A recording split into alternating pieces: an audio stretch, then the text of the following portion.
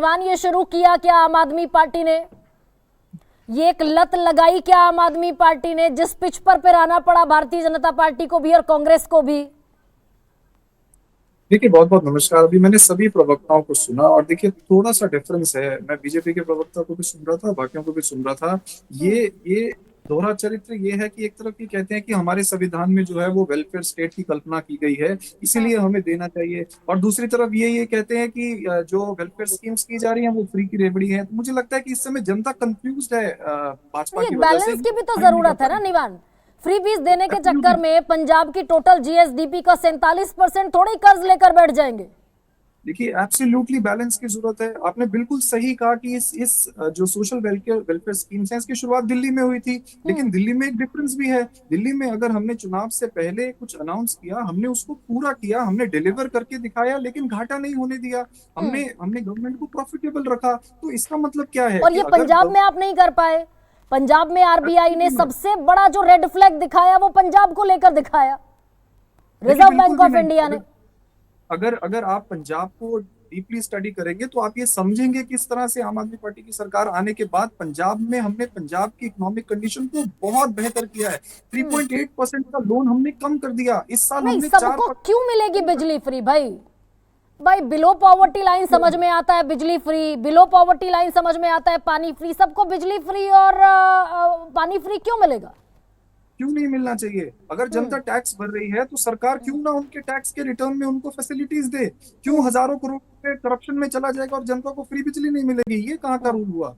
ये सही है कि 16 लाख करोड़ रुपए आप अपने दोस्तों का माफ कर देंगे, लेकिन जनता को फ्री दवाई नहीं मिलनी चाहिए। ये तो गलत है। ये भाजपा की सोच है। और उसके हमारी लिए सोच कर्ज ये है लेंगे, कि आप उसके लिए कर्जा लेना पड़ेगा।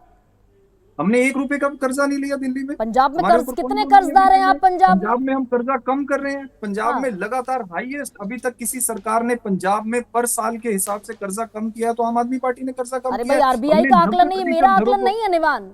अगर वो कर्जा कम होता तो आरबीआई क्यों कहता ये रेड फ्लैग है पंजाब के लिए? 47% आपका जीएसडीपी का जाता है रेशो।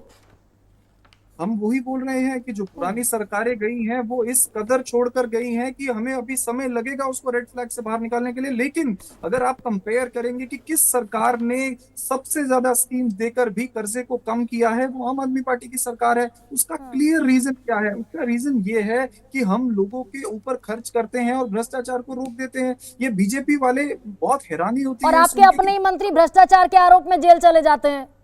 इतना भ्रष्टाचार रोक दिया आपने। और मैं दिल्ली की तो बात ही नहीं कर रही हूं, अभी मैं तो घोषित पंजाब की बात कर रही हूं, जहां इस्तीफा लिया आपने बाकायदा अपने मंत्री से घूस लेने के आरोपी से।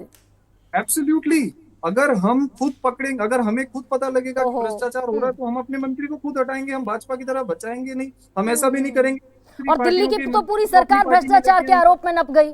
डेविएट हो जाएंगे लेकिन हम निवान।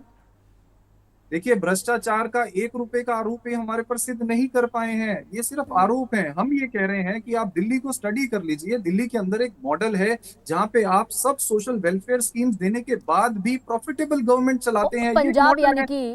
यानी कि पूरे देश पंजाब में में नहीं कर आपका वो सकते। फ्री बीज वाला फॉर्मूला सक्सेसफुल नहीं हुआ ना पंजाब में, ये तो मानेंगे निवान। बिल्कुल नहीं मानेंगे मैडम, बिल्कुल सक्सेसफुल हो रहा है। दिल्ली का एब्सोल्युटली सेम मॉडल हम पंजाब में इंप्लीमेंट कर रहे हैं, और आम आदमी पार्टी की सरकार ही पंजाब को कर्जा मुक्त करेगी। आप ये नोट कर लीजिए, क्योंकि कर्ज मुक्त इसका कर, अरे भाई एक 27-28 तक का डेटा है ये निवान। ना मानने से सच थोड़ा ही बदल जाएगा। और मैं उम्मीद करती हूँ गुरु आपको मान लेंगे। आपको आपको मैं देखिए उम्मीद देखिए कर रही हूँ कि आपको गुरु डेटा मान को लेंगे। गुरु ये तो सच कह रही हूँ कि किसानों की आय दोगुनी नहीं हुई, विदेशों से काला धन वापस नहीं आया, बेरोजगारों को रोजगार नहीं मिला। और इस देश में आरबीआई का डेटा यह है कि पिछले 50 वर्षों की सबसे कम है हाउस होल्ड सेविंग। आज की तारीख में लोगों के पास पैसा नहीं है जेब में। ये सारे आंकड़े सच हैं? नहीं नहीं गरिमा जी, देखिए ऐसा है कि अभी आपने 1 वर्सेस 4 या 2 वर्सेस 4 ऐसा कर सकती हैं आप, पूरा आपको अधिकार है, लेकिन कम से कम कोई आपके बेरोक विरोध में मैंने बोलने नहीं दिया गुरु। मेरे हर 3 शब्द मैं किसी को आपके विरोध में नहीं बोलने दी। मेरे हर 3 शब्द पे, हर 4 शब्द पे आपकी तरफ से एक हस्तक्षेप आता है, और दूसरे पार्टी से लोग प्रेस वार्ता की तरह लंबा संबोधन देते हैं। मुझे लगता है इससे बचने की आवश्यकता है। बहुत सारे आरोप लगे, बहुत सारे प्रश्न भी आए थे।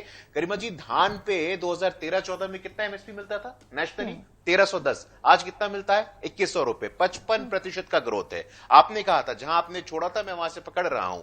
गेहूं की बात की थी आपने, 1400 से 2200 रुपए मिलता है, 52% की बढ़ोतरी है। मुझे लगता है कि हमें किसी से प्रमाण पत्र लेने की आवश्यकता आप ही नहीं ने है। वादा किया जहां था तक प्रांतों की बात है, आपने पूछा, आप ही बाकी ने वादा किया आपने था पूछा, भाई। हाँ तो मैंने डबल, गरिमा जी नहीं, आपने गरिमा जी, राजस्थान चुनाव ये में कम से कम एक 2700 आंकड़ा, रुपए पर गरिमा क्विंटल का जी, वादा किया। गरिमा जी दूसरे बार भी आने के बाद आप लगातार ऐसे हस्तक्षेप करिएगा और दूसरे लोग प्रेस वार्ता की तरह बेरोक-टोक बोलेंगे, गरिमा जी इससे मुझे आपत्ति है, मैं क्षमा चाहता हूं। गरिमा जी एक पॉइंट आप पूछती हैं, उस पॉइंट को पूरा करने का मुझे मौका दिया करिए। मैं विषयांतर नहीं कर रहा हूं। अच्छा, आप जल्दी 7 से आप बजे 10 से सेकंड लेकर में के बात, 7:05 10 या तक 20 गरिमा जी सेकंड का जो भी आपको संबोधन था, मुफीद लगता है, वक्त मुझे नहीं बात लगता रखिए है। अपनी, बात रखिए। नहीं, गरिमा जी नहीं, देखिए ये अभी भी हस्तक्षेप आया था उनकी तरफ से, व्याकुल होते हैं, होने दीजिए, उनको देश की जनता ने बता दिया है। 14वें वित्त आयोग का रिपोर्ट है, 14वें वित्त आयोग के रिपोर्ट में स्पष्ट रूप से कहा गया था प्रांतों को जो 32% मिलते थे वो आज 42% मिल रहे हैं। उसके बावजूद भी हिमाचल प्रदेश में केंद्र से पैसा नहीं आ रहा है, कर्नाटक में केंद्र से पैसा नहीं आ रहा है। कर्नाटक में हम थोड़ी कह रहे हैं, मल्लिकार्जुन खड़गे जी ने कहा है कि भाई जो वादे पूरा नहीं कर सकते उसको आप संकल्प पत्र में मत लिया करो। सिद्धारमैया जी ने कहा है कि सभी वादों को पूरा नहीं कर सकते हैं। बसवराज राय रेड्डी जो कि आर्थिक सलाहकार है मुख्यमंत्री के, उन्होंने कहा है नो फंड्स फॉर डेवलपमेंट। आपके लोगों ने कहा है, और फेयर पॉइंट। अबे 10 सेकंड में मुझे कंक्लूड करना है। अबे 10 सेकंड में ये तश्तरी में परोस के तो आप ही ने दे दिया ना। मल्लिकार्जुन खड़गे जी ने बहुत सही प्रश्न खड़ा किया। मोदी जी जहां जाते हैं वहां झूठ बोलते हैं। कहा किसान भाइयों चुनाव जिता देना, 2700 रुपए गेहूं का, 3100 रुपए धान का मिलेगा। मिला क्या किसी किसान को? उत्तर प्रदेश में गए, बोले होली दिवाली पर गैस का सिलेंडर मुफ्त ले लेना, चुनाव जिता दिया, उसके बाद मुंह फेर लिया, बात नहीं करते। कांग्रेस पार्टी ने जो कहा है वो किया है। और आखिरी बात ये सुनिए, एक बार भी नहीं टोकती हैं। एमएसपी पे तिलहन, सोयाबीन, सूरजमुखी, सरसों, मूंगफली, तिल आदि मैं इसका विरोध करता हूं। 0.13% खरीद रही मोदी सरकार। मैं इसका विरोध करता हूं। मैं अपना दालें 0.43% एमएसपी पर खरीद रही। ज्वार, बाजरा, रागी, मक्का 0.23%। मैं इसका विरोध करता हूं। लगातार तो रुकिए, ये लगातार बोल रहे हैं। एक मैं हालांकि मुझे पीसीआर से कमांड लगातार आ रही है, मैं वाइंड अप कर दूं, लेकिन अभय ये तश्तरी में परोस कर आप ही ने दिया ना। डीके शिव कुमार ने कहा एक हस्तक्षेप कि हमें समीक्षा बहुत करनी गलत बात है। पड़ेगी। मैं इसका विरोध करता हूं। ये मल्लिकार्जुन खड़गे ने कहा दिवालिया हो जाएगा, बजट के हिसाब से देश की योजनाओं का ऐलान होना चाहिए। तो मल्लिकार्जुन खड़गे साहब ने कहा कर्नाटका में खड़गे ये शब्द मत डालिए। खड़गे साहब ने दिवालिया होने जैसा शब्द नहीं मैं कहा। वर्बेटम लिख कर और लाई हूं। डीके शिव कुमार जी ने ये जो खड़गे साहब ने एक मिनट सुन लीजिए।